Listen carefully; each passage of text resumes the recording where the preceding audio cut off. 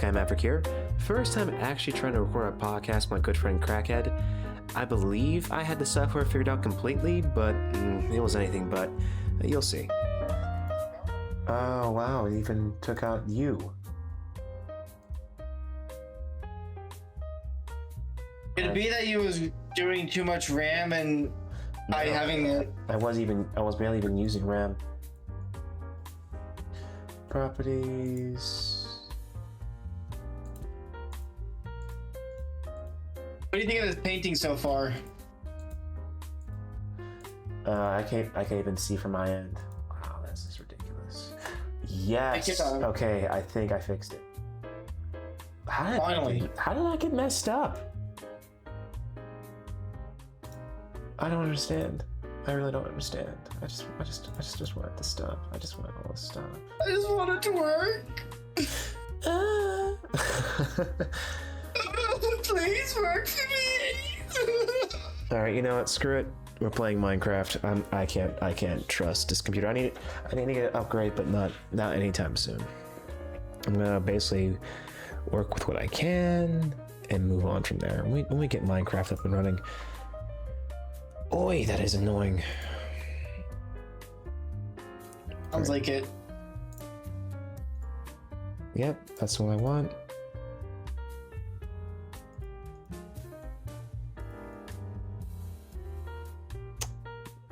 That's the way, I like it. I like it. That's the way, Your podcast is gonna be filled with the most retarded shit ever, ain't it? Yeah, this is an excellent first start for a freaking podcast. All right, that should work.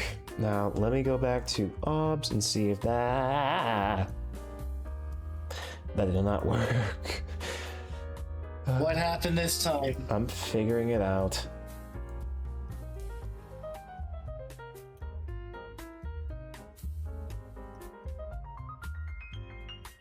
Oh, it's so zoomed in. Okay, I have to fix that. Okay. Why are you not dead? Can I like pervert this somehow? What are you, a Minecraft YouTuber? Oh shit, you're playing Minecraft. Get off there! Yeah. Oof. I'm not gonna be joining that. Okay, well, that was a good one. You got into that. That was a good one, but I'm not joining that. I'm not joining the dark side.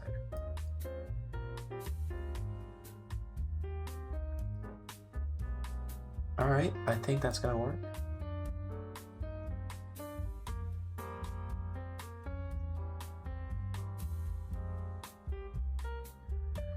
All right, got that down. Step 2, move that in the right direction. 2. Yeah, but seriously, I'm not going like no EDP 445 Predator type stuff. For one, you've actually got a wife, so you don't have any reason, or you're going to have a wife. I should probably avoid saying that because you still haven't told your mother, did you? Yeah. First of all, she knows I want to marry her, so that by itself isn't a surprise. But the fact that you actually already proposed to her might... Shut the fuck up, Ben. You're gonna have to get that out. Yeah, I'm Are you definitely gonna cut recording that now? out. Like, yeah, just I am recording now, but that's basically gonna be like completely cut off. Oh my goodness, I did not know. You can record this part. I did not know, you poor soul. You gotta keep certain secrets in your life. There's so much I'm cutting out right now. It's not even funny. So Java, Bedrock. I am not playing Bedrock. That is gay. Oh, I have to install a new update. I don't know much about Minecraft. I was so anti-conformist, I lost my opportunity to actually have friends from popular things. Don't force the laugh. Anyways, let me think. Wow, it crashed a freaking again. Insane laugh. Okay. Did it break down again? Dude, it's not even. I have no idea how this is possible. Can I play any video game? After yet another issue with the software, I decided to fast forward this as I troubleshoot the issue. Basically, I'm still learning software. It's pretty simple, not gonna lie. It's like, oh, push button here, slider there, put up thing there. But for some reason, my computer doesn't I don't know, negotiate or cooperate well with this software at times. It should, in theory, but perhaps I just don't have enough RAM. But you would think 32 gigabytes is enough for this, but hell, what do I know? I'm just getting started.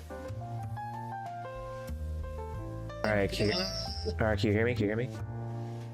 Yes, I can. Good, okay. My computer's being so stupid. Wow. Lead into the mission.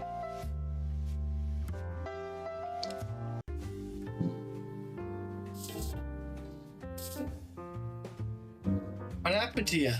Oh, I'm still here. I'm playing Minecraft right now.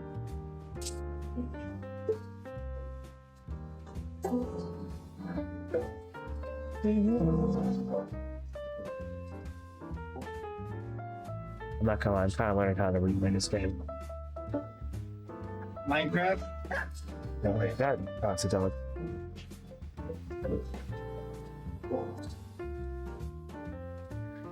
Yep, I'm not gonna lie, spruce villages are low-key the worst. You're talking to the last person who knows anything about Minecraft, which is kind of weird. Alright, so... I don't know. So what are we talking about? Alright, so nuance of freaking nepotism. Honestly, it depends on the situation, but could be good, could be bad, depending on what you're looking at. What do you think about that? So, nepotism is a case-by-case basis where essentially you can know someone, but they'll be perfectly suitable for a job. But also, it could be where you know someone and you're just getting them in on the job, and they're completely not qualified, which can completely ruin the operations of a system. I've seen this happen in various many cases. So, yeah, so basically, nepotism isn't you already explained it. But I would say a good example of nepotism, like I would say the reason why people have such an issue with that, or you even saying that, is because it by itself has a pretty dirty word. It's kind of a dirty word, basically. Like we see more often cases of negative examples than we do positive examples whenever we're working with nepotism. Is you'll always hear about how nepotism ruined a studio, or nepotism ruined a guy's construction site, or the boss has a nepo baby and he can't really do anything right. It's so often neglected with the negative cases that we often forget the simple cases of, hey, I know this guy, I've seen him work, hire him and you'll see how he works in the job. It's going to do really well because he's worked in this stuff before. Which is usually what the default definition of nepotism really should be applied to. Yeah. The most common archetype we see is nepo babies. Yeah, nepo babies are bad types, people who cause a lot of issues of trauma and drama.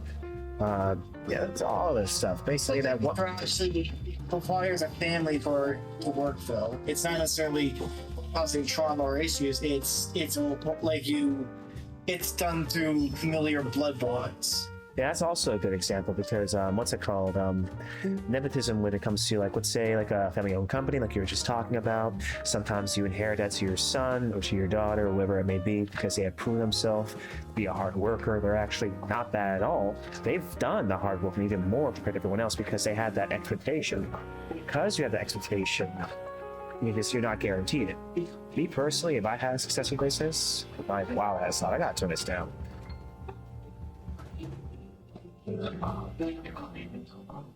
Yeah, the thing is that I could be a case of quote-unquote nepotism as I worked with my family over the years in various forms of road construction work. But the thing is that they actually put me to work and they didn't actually give me any special treatment on the job site. They actually were like, nope, you gotta actually work harder than that one guy over there. Because if you don't, we're gonna get really mad and disappointed in you. Yeah, well, you want to sit and like basically be like one of those situations where it'd be like, oh, so you want us like oh, crap, I can't even think. I'm so tired right now. You're not getting it. Yeah, like you're not getting that specialized. No, believe me, I know you didn't get that special treatment. But then you have some kids, like for instance, oh, they went. He was a college kid. He didn't but drink and smoke and bang girls. Now he's gone. His dad, he also has a trust fund for him. He wasn't really any good with grades, so he just gave him this plushy job where you basically do nothing, but you still get a good paycheck. Stuff like that. That's the type of nepotism people hate, especially in HR, because HR is actually a big case of abuse when it comes to nepotism, because Basically, they will push out and weed out whoever they don't like personally, just to fit in their own personal thing. Regardless if they're actually useful in the company or not. And this is like a big problem inside a lot of spaces, is that HR actually ruins productivity, because you oftentimes get cases where it's like, ah, man, I could have just worked this out, but they took it to HR, and now this has to go through corporate, and this has to become an issue. Now I'm probably gonna have to walk on eggshells from this point forward, and this person's not gonna like me. When it's just a bunch of cases where you can honestly just talk to a person and work things out. And if a person gets so for the litigation, because a lot of times they're actually in with that HR person, and that gives them personal protection. So basically, like, oh, basically they have the bureaucracy behind them to keep anything else from happening. Yep, and oftentimes just brings more resentment and takes out productivity and also a more social work environment. We're starting to see cases now where people feel like that the world that they live in, the HR world that they've been building up, is like hell. Especially a lot of women recently have been doing stuff on like articles on like, oh, you see that one hot guy at work, start asking them out because they may find interest in you. But now we live in an environment where any guy who may have an attraction to another girl cannot do anything about it at work, because sexual harassment, even if you just want to be like, hey, I think you're kind of cute and I kind of like how you do your work and all that, you can't do that anymore. And the thing is, it's all due to this type of toxic HR work environment.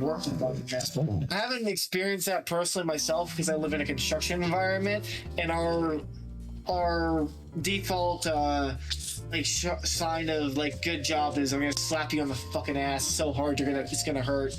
Yeah, well, also the thing is with trade, like the blue collar area, people don't understand this, especially in white collar spaces, but that's where HR goes to die.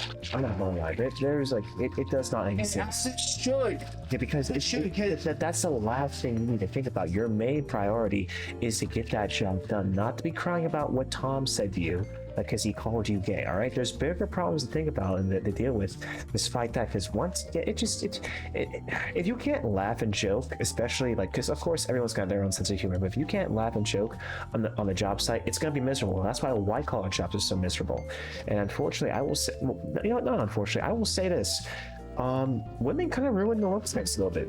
Like, I think there should be, maybe I'm crazy about this, but there should be some kind of segregation in the work environment, because, well, unfortunately, some are just too sensitive about it, and they're actually natural authority things. Like, for instance, okay, crackhead, who are these two people? One says, wow, Angela's a bitch. But aren't we all? Or, I'm a bitch sometimes, but so was Angela. Jeez, this is so terrible. Like, who's who? Who has balls? Who has the person who says that, man, I can be an issue, but man, that person can be worse. That person is working on to actually make a proper work environment and doesn't think too highly of themselves and will actually work to try and improve. The other example is starting drama just for the sake of starting drama, and is going to make a problem worse because they are bringing their issues and concerns with someone else first. And it's just, honestly, I just don't think it's a good idea. I can't believe that actually. Oh, there they are. I don't think it's a good idea, especially to have because a lot of HR is doing a bunch of stupid corporate stuff just to justify their paycheck. They really have no reason to exist outside of policy issues. And I do admit there's like situations of like institutional abuse, but even when that does happen, there are other ways to do it, especially like before it does happen. With Blizzard, they were like actually evil with how they're handling things.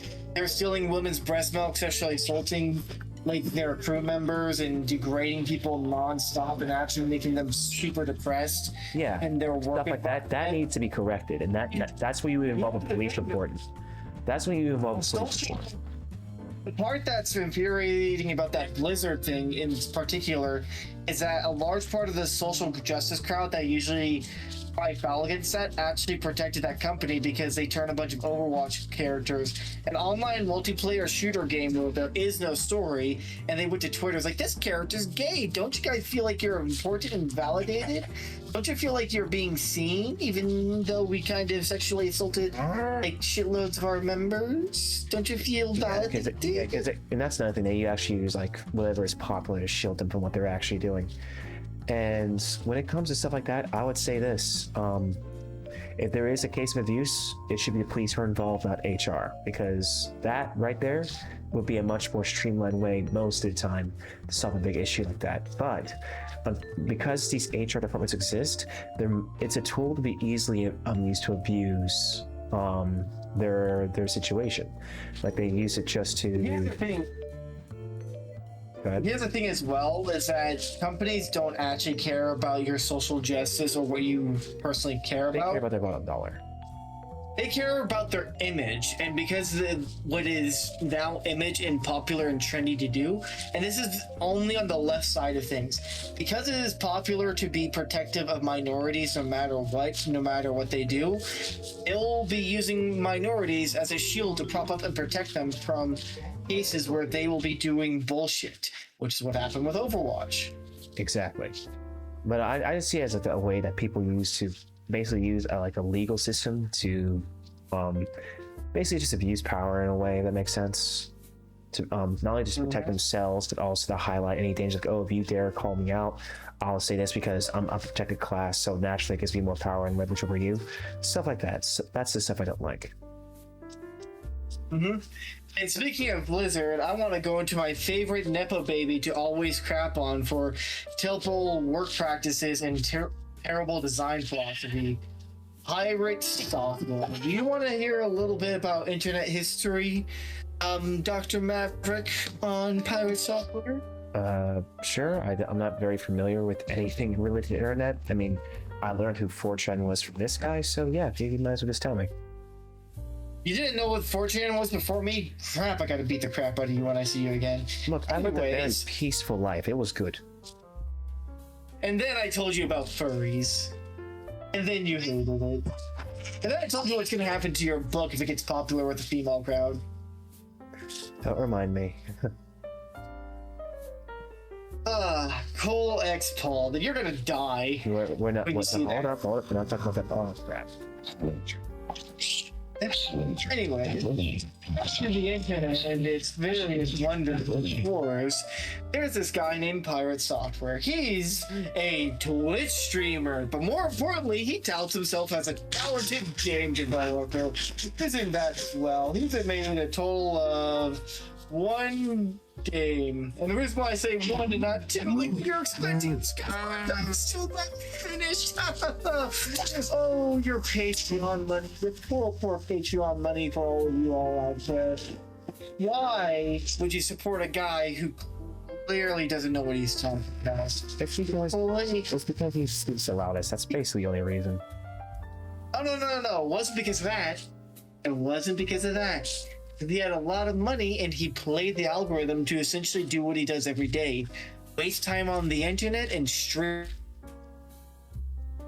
Actually, what gets you money, not actually being talented or successful on the internet. No.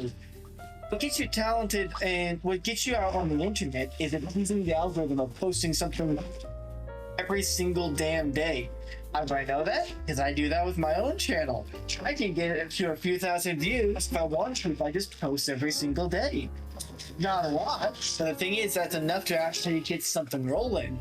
The thing is that it's only really accessible to someone who has the time to work on something every day and have the public appearance of being a productive member. Pirate Software didn't actually develop its game. He developed part of a game and part of an idea that honestly was a really terrible game. Looking back on it, wasn't that good. People who actually played it was like, man, this shit's boring. But the people who were like excited because they're like, oh, a new indie game, new project to support it, let's support it. And they don't realize that they are playing into his trap. Not necessarily trap, he's not that smart, but playing into his desire to feel needed and validated. He also capitalized on a new genre and a new wave of indie games, basically. saying like, oh, see, like I'm going against a man, I'm going against like the glass wall that's keeping all these independent voices from actually being a thing within the creative space in games. And so he took advantage of that and just reaped rewards. And people once again use like victimization to do that. I'll tell you what, you know what two popular characters are who use nepotism for very different reasons are? I would say this, two things. One would be All Might, Deku from All Might, basically from My Hero Academia. I've been watching that show recently. It's pretty fun. Yeah, I would say it's that's Deku was definitely a case of nepotism, but he was an excellent case of nepotism where he actually earned his position. I'm gonna die.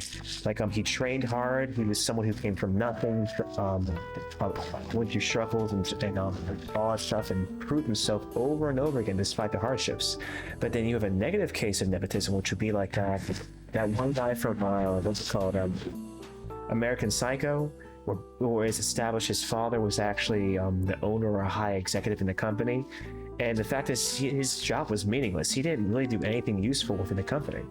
He just sat there in his office listening to music, either watching TV or explicit materials, and just keeping himself entertained, when in truth he wasn't worth much. And so his main goal was to basically keep up this facade and this appeal that, oh, I'm this oh so important man, which really in actuality was nothing. He was literally losing it because he lacked purpose, and aka lost his identity. That's why he was nuts. That's why he was crazy. Yeah, there's a lot of literature examples that are pretty good, but you're gonna want to strangle for me for this. I've never seen American Psycho. I haven't watched it fully either, but I mean it's free at some I haven't really watched much clips of it. I just know, thank God, it's beautiful. No wait, that's a different one. That's up with the actor and whatnot. not Paul Allen. That's the one guy who played Batman, but also is technically a Satanist. Patrick Bateman. Yep. That's not his actor name though. Oh, that's the other guy. I know who you're talking about, but I don't. I'll search on Google or something. I'm about to die. I think that's American Psycho, right? American Psycho. Yes, that's the movie I'm talking about.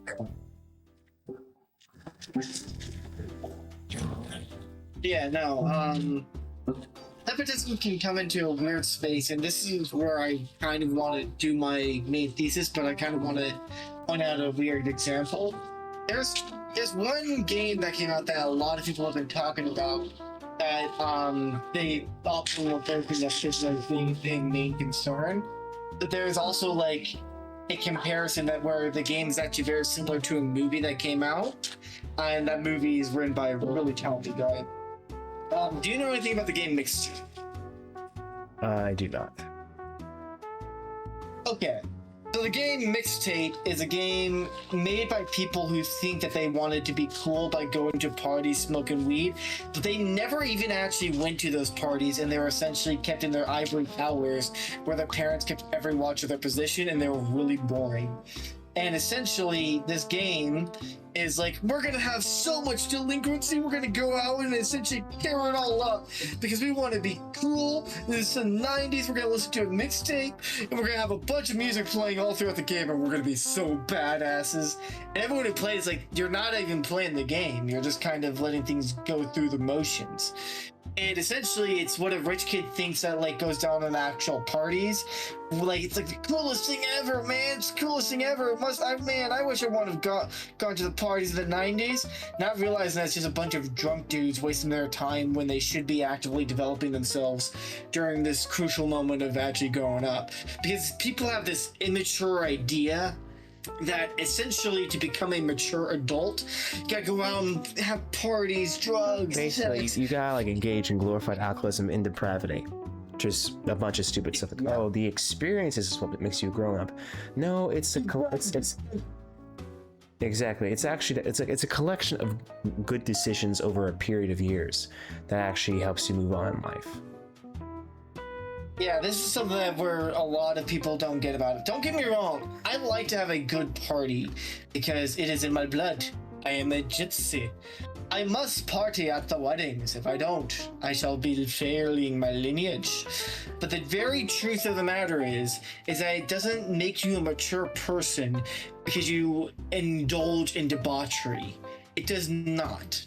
No. It does not make you a good person to be indulging in all these various risque acts that are essentially conscious decisions of essentially going against your better nature.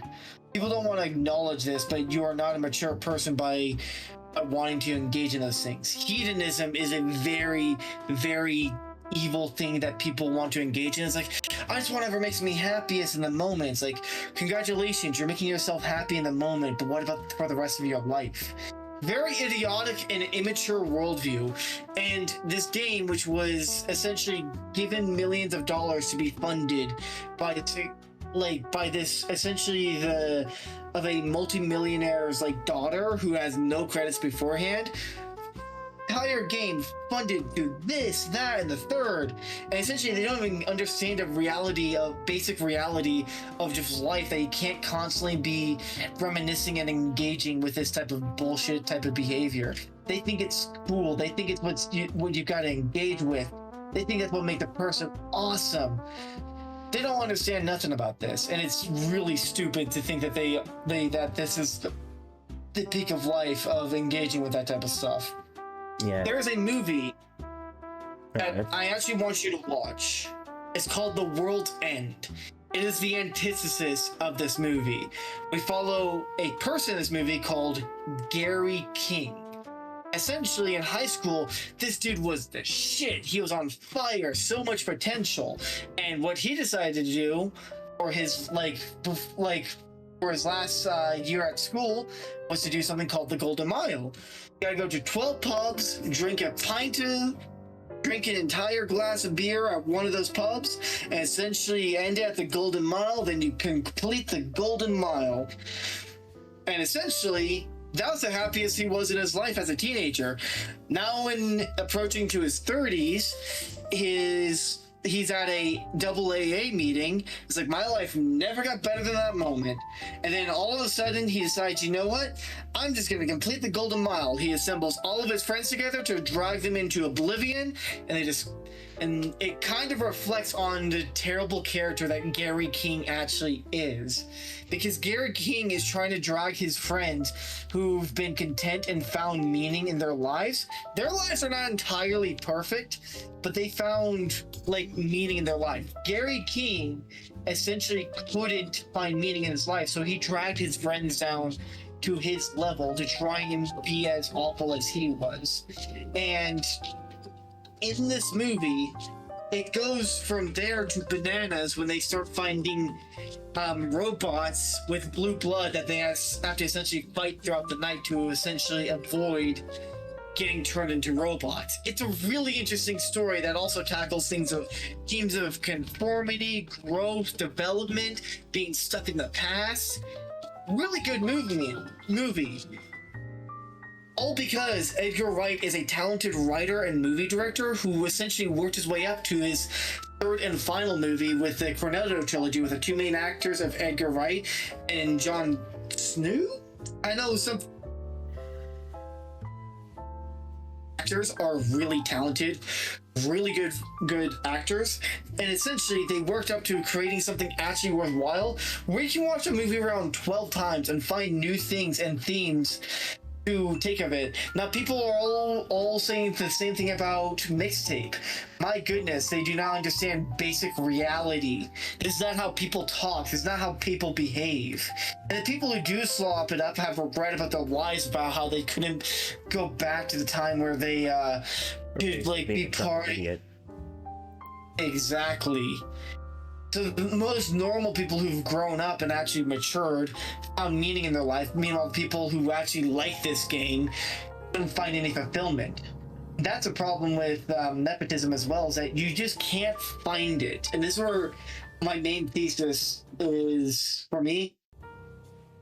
Nepotism does not belong in the creative space. No. Or put plain and simple reason, that you can't essentially just genetically have it or know someone who is creative.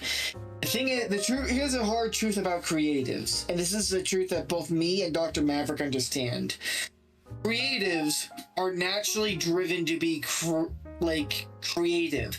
But the thing is that it's an anomaly. There are no people in our lives that are really creative, that are remotely close to the type of people we are. Look at what I'm drawing now. Nobody in my life genetically has a drive to try and make artwork like how I do. I am driven to make this piece right here. You are driven to make the novel that you made that I honestly think is super underrated, and you need to get out there because it's freaking dope as hell. You cannot get creativity in a genetic space. It is a genetic anomaly that honestly just comes out from people. And then also a reason why it doesn't work in the creative space is that you just can't control who has it. You can have people who can learn technical art skills, yes, like how I'm doing. I'm technically learning how to be creative, better at my rendering skills and my character designs and etc, right? But the thing is that you can't teach someone to be imaginative and driven to actually get to that point where they will make those things. Okay, continue your point. I kind of disagree with that, but keep going. Essentially, you can technically learn this. Anyone can technically learn what I'm doing right here. How people want to apply themselves to actually create that is an entirely different field of work and ambition, if that makes sense. And also, in some creative spaces, especially in the comic book industry, you can't exactly. What happened in the comic book industry is that it started out with a bunch of talented people that had normal lives, but comic books became more niche. The people creating comic books also got really nerdy, and they didn't really have any proper social interactions with people. And then the HR department got into the comic book industry and actually made it like a HR hellhole, because also the people who were making the comic book industries had very little interactions with actual other, for lack of better words, females. Oh my goodness, there's a woman in the HR department. Instead of being like, this person's values don't align with mine, they let them stay, or they already had those values as well, and essentially turn the spaces into hellholes that essentially could not actually produce creativity. And now what you see in the American comic book industry is that it's being gatekept by the worst possible people imaginable who have no creativity whatsoever, because due to nepotism, they only hire people with the same similar values, and it actively destroys a large part of the industry. Well, I would say this, you are very much correct in the fact that, yeah, a lot of it is being ruined by people who have no business being there. The problem with, I'm not saying it's all women. There's a lot of women who very much understand what it takes to make a good story, and are not simply offended by concepts that make them uncomfortable, or basically make them think, basically just clashes with the word identity, because men, they can discuss a concept or idea that they don't morally or politically agree with and not want to have that person removed, fired. No, like many men won't do that unless you're a piece of crap, which you would still see nowadays. But unfortunately, if you had to take a sample size, more women would rather remove what makes them feel uncomfortable than actually debate or actually explore the idea itself. That's the main issue we're having here. And when also going back to the one thing you said, it's actually genetic that you can have this creative thing. I would say to a degree, yes, because intellect, let's say IQ, is also highly dependent on genetics. But in the same breath, a lot of creativity nowadays, it is thought process. Of course, you can increase your IQ, but it does help to have some kind of genetic base to get you there. Because let's say having a genetic diversity within your bloodline, that can help you.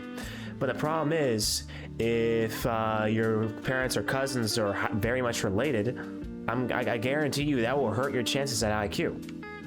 But when it comes to creativity, I'm basically a genetic retard, aren't you? But it's for some reason it worked out.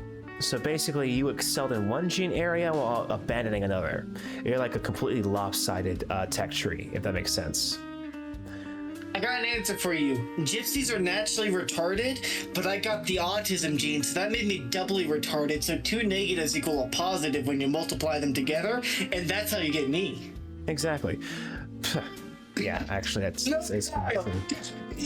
Yes, that is you. You are two retards mixed together, and that's how we got you, crackhead. Basically, I'm not even gonna defute that statement, but yeah. But when it comes to creativity, I say a lot of it is stifled, especially in school, because if for kids nowadays, especially going through the modern education system, their creativity and just minds is just stifled consistently over and over again by rigid practices. You have to do it on time. You have to essay in this way. You have to follow this format.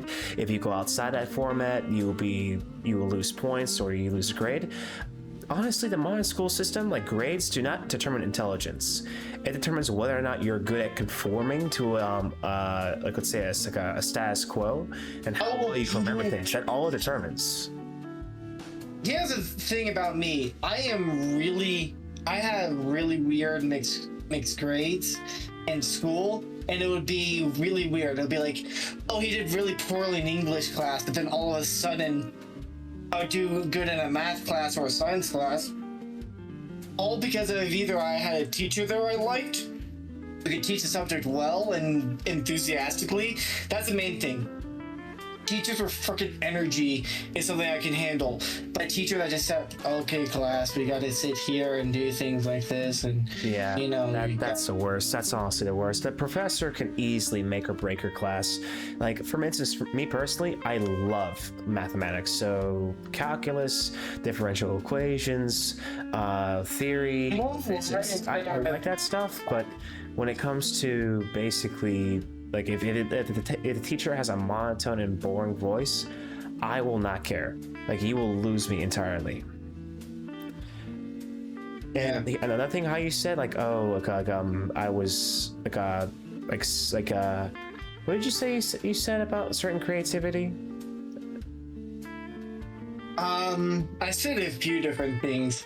Like, creativity is technically an outlier genetic that kind of comes across. It wasn't that, but basically, I would say when you see, oh, you have to do it one way. Oh, that's what you're talking about. When you have to be like in a very rigid conformist structure. Me personally, when I was growing up in school, I sucked at essays. I hated reading because I had no interest in it. Like, oh, you will read this book, you will make this report in this way and make it this long. It was so inorganic, I hated it. But the funny thing is, once I actually had the freedom to do what I actually want to do myself, without any box, basically me writing my book the way I wanted it, it was the most fun I ever had. That's like when I really delve into books, and when I read books I'm actually interested in, I'm hooked. Like, I instantly. One of my favorite books that I always wrote, sorry for interrupting, but one of my favorite books I would honestly love more, because I am a big sci-fi fan, hypotheticals and philosophy all together. Fahrenheit 451. I love that book, and it really is a book that I really do have a lot of respect for. My school, if you've read that book, is the stupidest way to read that book. Is like, oh, this book is about how you gotta read books to actually engage with the material and kind of understand what they're aiming for, and and essentially they're like, oh yeah, you can't actually read the book just directly and see what the philosophical meaning of actually engaging with things is. You have to read the book in this way, where essentially you gotta watch a movie in tandem of actually reading the book as well. Also, one thing, Shakespeare is not meant to be read like a book. That is the stupidest thing. It's a play. It's a play. It's a play. You don't read a play like a book. Here's the thing: if it was play drafting, that's one thing, and like it should be more in a film class than it is in a writing class. A person who pointed that out is Louis Rossman. That, like, essentially, that's how I found it about it, because Shakespeare was boring to me in high school. I still understood it. The thing is, like, why is this boring to me if should be like the most refined literature around? And the simple truth of it is that it's being taught incorrectly. And the thing is that teachers know this, but they can't do anything about it because it's part of the board's rules. HR fails again. And speaking of which, nepotism is rife within the education space. Like, for goodness sake, professors and teachers, and even teachers' unions, and the head of the board, and the head directors.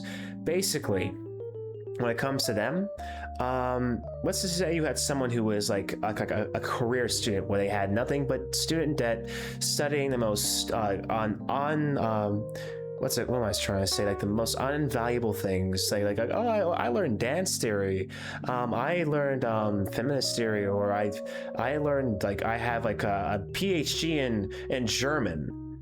Stuff that will never help them actually get a job. That stuff, people who have what I do right now, I'm getting a degree in game development. Man, boy, do I feel like a retard. Yeah, that bad idea. But that's like filmmaking. Like, why would you get into that? But basically, for that kind of stuff, I would say, what was it, for like those people who are who are like just in academia all their life, never made any real career, never learned an actual real talent or real skill, they naturally go back into that environment and become a teacher and perpetuate the same system that failed them, which they are too blind to see themselves, because they don't want to admit that they messed up. They don't want to admit that they made a poor choice all their life, getting like being in college for an extra 8 years and doing nothing with their life. They don't want to do that, so they just gravitate toward that. And that's how you have these cesspools, like these incestuous environments, where it's like a quagmire of like what kind of talent you see in teaching nowadays. That's really why teaching is so bad nowadays. Yeah, did you say quagmire? Yeah, giggity. Oh, by the way, when I was playing, I kind of had to stop playing Minecraft because I was getting motion sickness, because I was trying to pay attention to you, and then the cubes kind of got to me, and I think, oh, that's why I stopped playing Minecraft. I get motion sickness when I play Minecraft. Are you sure he just wasn't getting sick from talking to me? No, I actually get motion sickness when I play Minecraft. Perfect opportunity for a joke. Why didn't you take it? You didn't take it at me, man. Oh, well, I mean, I'm already sick with you anyway, so it just adds to it. It's too late. People are not gonna buy it. People are now gonna think you actually like me. Gross. Ugh. Who the heck's like you? What? What? When in doubt, blame the Jews. Hi, say hi. Say hi.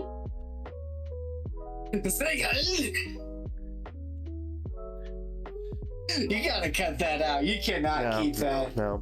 I'm just gonna say like a Hitler bad, like flashing symbol, like he's not affiliated with me. Not affiliated with me.